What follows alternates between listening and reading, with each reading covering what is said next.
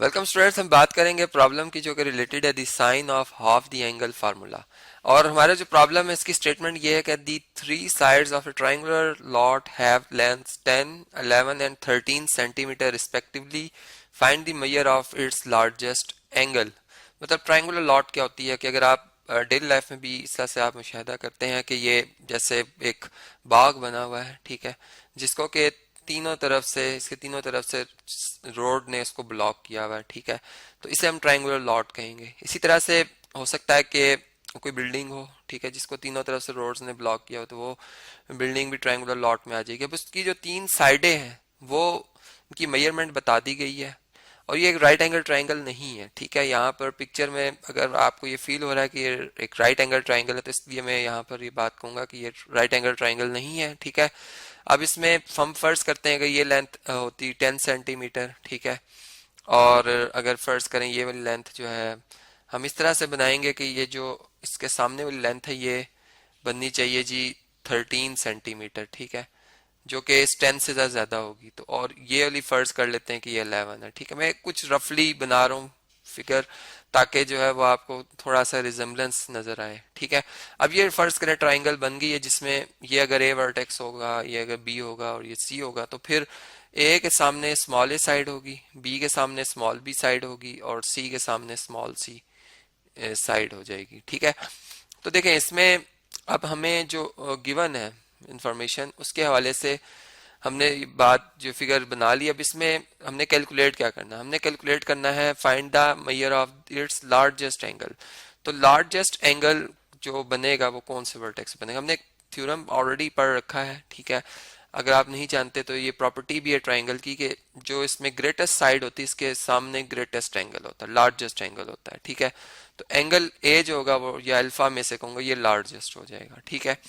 और अगर मैं अब यहाँ पे एक और बात भी है कि अगर फर्ज करें इसी को बीटा एंगल कह दिया जाए या गैमा कह दिया जाए, ठीक है, मतलब अगर मैं वर्टिसेस थोड़े से चेंज लिखता, जिसे मैं ए वर्टेक्स कह रहा हूँ, ये ए ना होता ये बी, ठीक है। मतलब ये फिर जो चेंज आनी है वो मैं आपको बता रहा हूँ, क्योंकि कोई इसमें हार्ड एंड फास्ट रूल नहीं होता कि आपने हमेशा ऐसा ही करना है, ठीक है।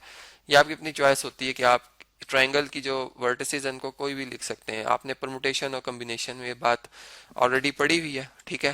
तो फर्ज करें अगर ये सी वर्टेक्स इसको रख दिया जाए, इससे हम अगर ए वर्टेक्स रखते हैं और इसे अगर हम बी वर्टेक्स रखते हैं, तो फिर ये सी साइड हो जाएगी, तो ये एंगल गैमा हो जाएगा, ठीक है। इसी तरह ये बी साइड हो जाएगी, बी के ऑपोजिट, बी एंगल के ऑपोजिट, और ये एंगल के ऑपोजिट साइड जो स्मॉल ए हो जाएगी, ठीक है। तो चलो ये तो एक इन्फॉर्मेशन थी जो कि आपके लिए थी।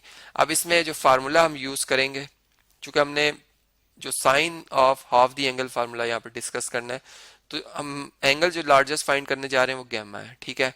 हम गैमा एंगल मालूम करने जा रहे हैं, तो गैमा का half angle, half of gamma angle का साइन फंक्शन पे अगर मतलब इसको प्रोसेस किया जाए तो ये किसके इक्वल होगा, ये इक्वल टू होगा स्क्वायर रूट ऑफ एस। अब एस क्या है ये मैं आपको भी बताता हूँ कि एस जो इस तीनों मतलब ट्राइंगल की तीनों साइड की सम कर दिया जाए, पेरीमीटर का इसका निकाल लिया जाए, और फिर उसको 2 पे डिवाइड कर दिया जाए, हाफ ऑफ द पेरीमीटर, ये एस होता है, ठीक है।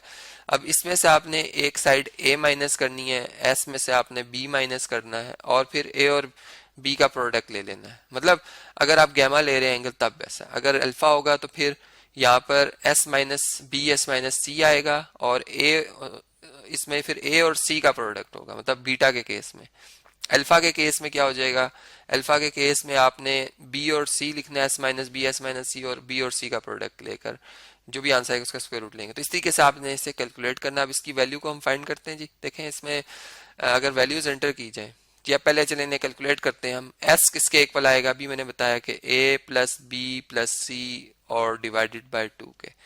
तो अब तीनों साइड्स लिखते हैं इसमें। ए किसके इक्वल है जी, ए 10 सेंटीमीटर है, बी कितना है, बी 11 सेंटीमीटर, ठीक है, और सी अगर आप देखें तो सी यहाँ पर लिखा हुआ है 13 सेंटीमीटर, ठीक है।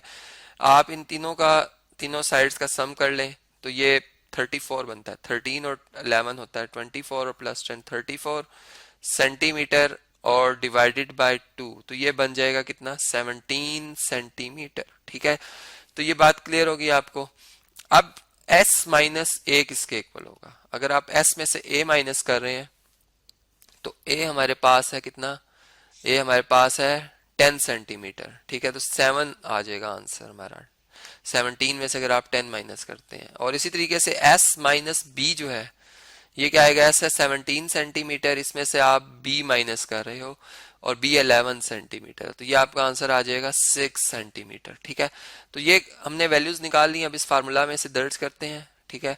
तो फार्मूला के हिसाब से साइन ऑफ गैमा बाय 2, ये किसके इक्वल हो जाएगा, square root of S minus B, sorry S minus A, जो कि कितना आया 7 सेंटीमीटर, इसकी जगह 7 सेंटीमीटर, और एस माइनस बी इसकी जगह कितना आएगा 6 सेंटीमीटर। यहाँ पे हम लिखेंगे 6 सेंटीमीटर डिवाइडेड बाय जो हमारे पास बी ए और बी का प्रोडक्ट, तो ए कितना है, ए है हमारे पास 10 सेंटीमीटर, और बी कितना है जी, बी हमारे पास है 11 सेंटीमीटर, ठीक है जी। तो ये तरीके से आपने वैल्यूज लिखी हैं। अब देखें, ट्रिग्नोमेट्रिक रेशियो का कोई यूनिट नहीं होता, यहाँ भी अगर हम देखें तो सेंटीमीटर सेंटीमीटर से कैंसिल हो रहा है, यहाँ भी ये कैंसिल हो रहा है। और अगर 6 और 7 का प्रोडक्ट लें तो 42 बनता है, जबकि 10 और 11 का प्रोडक्ट लें तो 110 आता है।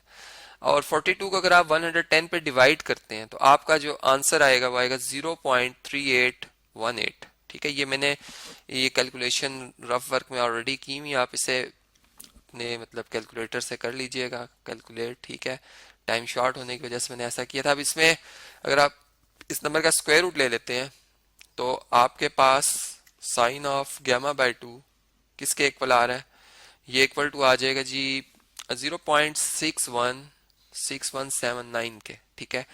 और अब अगर हमें वो एंगल नहीं पता कि जिस एंगल पे साइन हमारे फंक्शन जो है वो ये वैल्यू दे रहा है, ठीक है, तो हम इनवर्स फंक्शन लेंगे, साइन इनवर्स फंक्शन। तो साइन इनवर्स फंक्शन लिखने से साइन इनवर्स फंक्शन से साइन इनवर्स को इनवर्स फंक्शन उसका वापस उस एंगल पे ले आएगा गैमा बाय 2 पे, और दूसरी तरफ वो एंगल हमें नजर आ जाएगा, ठीक है। यहाँ पे हम साइन इनवर्स लिखेंगे ऑफ 0.6179, ठीक है। इससे मैं स्क्रीन को थोड़ा सा साइड पे मूव कर देता हूँ। और अब हम इसमें यहाँ से अगर देखें तो ये मतलब गैमा बाय 2 रह गया, और ये हमने इसे कैलकुलेटर पर जब देखा कैलकुलेट करके, देखें मैं दोबारा लिखता हूँ कि 0.6179 है, ठीक है। इस पे शिफ्ट इनवर्स दबा के, मतलब कुछ कैलकुलेटर में शिफ्ट होता है, इनवर्स किसका ले रहे हैं जी, साइन का ले रहे हैं, तो यहाँ पर साइन 38.114 बन रहा है, ठीक है, 38.14। लेकिन यहाँ पे मुझसे गलती हुई है, मैंने 76 लिखा है, ठीक है, आप 79 लिखेंगे क्योंकि यहाँ पे 79 है।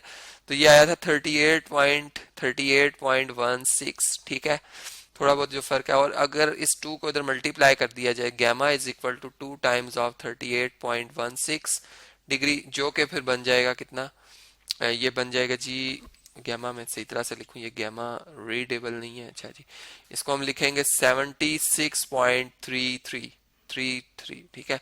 तो इस तरीके से ये वो लार्जेस्ट एंगल है जो कि हमने मेजर करना था, और इसमें मैंने हाफ दी एंगल जो फार्मूला उसको इंट्रोड्यूस कराया।